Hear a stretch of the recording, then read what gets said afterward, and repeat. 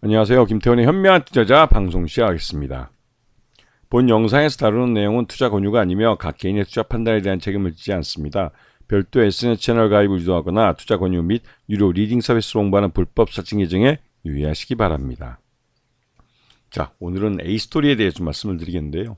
대표적인 드라마 제작사이기도 한데 이 회사는 그동안 이 드라마 제작 편수가 줄어들고 또 의외로 이제 제작이 굉장히 어려운 환경에 놓였습니다. 왜냐면 이 드라마 제작을 하기 위해서 기본적으로 돈이 있어야 되는데 그 돈을 모으기에는 말 그대로 시장에 있는 금리도 비싸고 그 자금을 모으기가 굉장히 힘들었죠. 그러다 보니까 그 매년 이 드라마 제작 환경이 나빠지면서 작품 편수가 줄어들었습니다.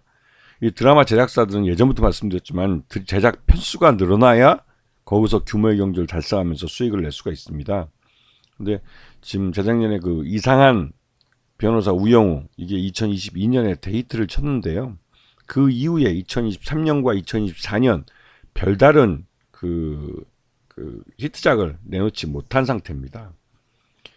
지금 보시게 되면 지금 2023년 맨 마지막 6위의 날과 모래에도 꽃이 핀다 이게 이제 두 작품이 2023년에 제작이 됐고 이게 넷플릭스하고 이제 ENA에서 이제 방영이 지금 되는데 별다른 그 수익이 그게 좀 히트를 치지 못했죠. 그러니까 소시적인. 그런데 요번에 2024년에 크래시라는 드라마를 내놨습니다. 근데 이게 디즈니 플러스하고 ENA 그러니까 ENA라는데 별로 이제 사람들이 잘 안 보는. 근데 이 ENA가 이상한 변호사 우영우 때 그때 같이 방영했던 곳입니다. 이번에 이제 디즈니 플러스가 이번에 이걸 판권을 사가지고 방영을 했는데요. 크래시 같은 경우는 요번에 그 시청률이 2%대 시작해서 6%대 거의 7% 가깝게 끝났기 때문에 나름 성공한 드라마라고 할 수가 있습니다. 근데 요번에 그 상반기 중에 이제 크래시가 그래도 나름대로 이제 좀 어느 정도 흥행을 해주면서 그 체면 치레 정도 한 거죠. 근데 그 위에 이제 후속 드라마 제작이 늦어지면서 나름대로 실제 굉장히 안 좋았습니다. 특히 3분기 때 안 좋았습니다. 매출 외형도 줄고, 네. 보시면 작년 같은 경우는 우영우 판권도 있었기 때문에 419억 정도 매출액을 올렸지만 이번에는 143억으로 굉장히 저조한 모습을 보였죠. 그 다음에 영업이익은 1억 4천 정도로 겨우 흑자를 낸 상태고 그나마 이제 이번 3분기 때는 적자가 분기로는 적자를 한 7억 정도 영업 손실을 냈습니다. 그만큼 규모의 경제를 달성하지 못했다는 의미이기도 하고 그래서 누적으로 12억 정도 손실이 발생해 있는 상태죠. 그래서 이 A 플러스 주가가, 그러니까 A 스토리 주가가 1년 내내 흘러내린 겁니다. 이렇게 실적이 나빴기 때문에. 그래서 지금 보시게 되면 최대주주 특수관계인 포함해서 25.76%라 그 경영권은 나름대로 그래도 좀 안정되어 있는 것으로 보이긴 하지만 실질적으로 지금 5% 이상 주주 중에 CJ ENM 이쪽에서도 지분을 9.47% 정도 갖고 있고 텐센트 쪽에서도 6.25% 정도 지분을 갖고 있습니다. 그래서 텐센트 쪽에서 우리나라 한국 드라마를 정식으로 수입해 오고 싶지만 이게 이제 그 중국 정부의 한알령 눈치를 볼 수밖에 없는 것이죠. 근데 최근 들어서 작년부터 해서 이제 한알령이 좀 조금씩 완화되고 있고 요번에 그 윤석열 대통령과 그다음에 그 시진핑 중국 국가주석이 요번에 그 페루에서 열린 에이펙 2024 여기서 이제 정상회담을 했습니다. 그리고 나서 그 트럼프 2기 정부에 대항을 하는 자유무역주의 국가들끼리 좀 연대를 하자 이런 말들이 좀 오간 것 같습니다. 그리고 나서 윤석열도 이 중국에 대해서 그 예전엔 지금 협중론에 입각해서 부정적으로만 말하던 것에서 최근 들어서는 이 미국과 중국을 각각 그 상대적인 적국이 아니라 이 각 모두가 우리에게 필요한 이 국가다라는 식으로 말이 바뀌었죠. 그러면서 중국에 대해서 굉장히 유화적인 제스처를 취하고 있고 중국도 거기에 맞춰서 우리나라에 대해서 유화적인 제스처를 하고 있습니다. 그래서 한국인들이 무비자로 30일 동안 중국을 방문할 수 있게 무비자 프로그램을 이제 가동을 시켰고 그러면서 이제 우리나라 사람들이 중국에 이제 많이 방문할 수 있도록 그 제도가 바뀌었죠. 그런데 여기서 이것뿐만 아니라 우리 한국 영화와 또 드라마가 중국의 TV나 극장에 상영이 되는 그런 상황이 발생했습니다. 이런 의미는 중국 정부가 한한령에 대해서 조금씩 완화하고 있다는 신호를 준 것이죠. 그래서 이 A스토리 같은 경우는 텐센트가 주주로 들어와 있기 때문에 이 내년 2025년에 한한령이 지금보다 확실히 이제 완화된 게 딱 티가 나면 텐센트는 즉각 이 A스토리에서 제작하는 드라마나 이런 것들을 바로 수입해서 중국에다가 정식으로 런칭할 가능성이 커요.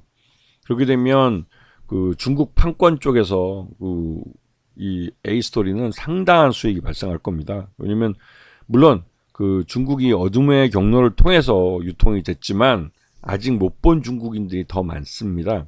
그렇기 때문에 이 텐센트가 이 모바일 쪽에 이거를 핸드폰으로 이제 이 드라마를 런칭하거나 그러면 훨씬 더 이걸 이용하는 중국 이런 한류 팬들이 점점 많아지게 되죠. 그래서 이런 A스토리 같은 경우는 중국의 한한령이 완화되면 가장 큰 수혜를 보는 대표적인 종목입니다.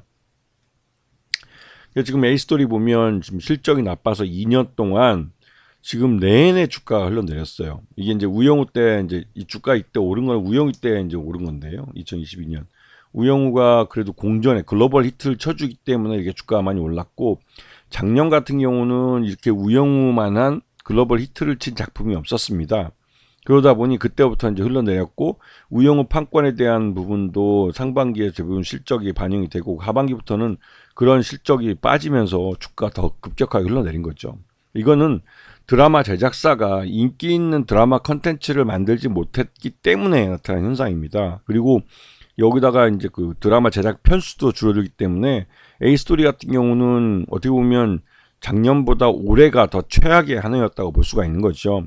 올해 이제 제작했던 아까 크래시 같은 드라마가 그래도 이제 글로벌 시장에서 좀 유명해지고, 그러니까 넷플릭스를 통해서 전 세계에 유통이 돼야지 이 디즈니 플러스로서는 좀 한계가 있습니다. 드라마가 뜨는데도 한계가 있고, 그리고 특히 이제 크래시가 방영이 될 때 선제업고 튀어하고라는 드라마랑 같이 붙어가지고 경쟁을 하는 바람에 오히려 좀 묻혀버린 그런 의미가 있는데요.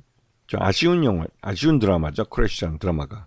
그래도 6%대, 6.9%대까지 이제 시청률이 나오면서 나름대로 그래도 선방을 한 드라마였습니다. 이제 그런 드라마가 제일 먼저 중국에 정식으로 수출이 될 수 있는 것이죠. 그렇게 되면 이 A스토리 같은 경우는 한한령이 완화되면 일단은 그동안 계속 꾸준히 작품을 해왔기 때문에 중국에다가 공개한 과거 작품도 중국에다 정식으로 수출할 수가 있는 것이죠. 그렇게 해서 중국 쪽 문호만 열리면 정식으로 A스토리는 판권을 팔 수 있기 때문에 꽤 큰 수익이 발생할 수 있습니다. 그래서 올해보다는 내년에 대한 실적이 좀 기대가 되고, 또 올해 좀 제작이 좀 연기됐던 이 블록버스터 텐트폴 작품이 이제 제작이 들어가고 또 내년 중에 방영이 될 거기 때문에 이 A스토리는 올해보다는 확실히 내년의 실적이 더 기대되고 있고, 지금은 어차피 3분기 때 적자를 내고 있으면서 4분기 때 확실히 단기 순이익도 적자로 돌아갈 가능성이 있기 때문에 올해 부실을 대부분 다 실적에다가 반영시켜 버려가지고 주가 바닥을 찍어버리는 게 훨씬 더 유리할 수도 있습니다. 이제 그런 면에서 A스토리에 대해서는 이제 내년 실적을 4분기보다는 내년 실적을 보시면서 바닥을 탐색하면서 접근하시는 그런 전략이 유효할 그런 종목입니다. 그래서 지금은 돗자리 깔고 긴 안목으로 볼 수 있는 그런 종목으로 A스토리를 한번 편입해 보시는 것도 괜찮겠다는 생각이 좀 듭니다. 아시겠죠? 자, 오늘 방송 여기서 마치겠습니다. 감사합니다.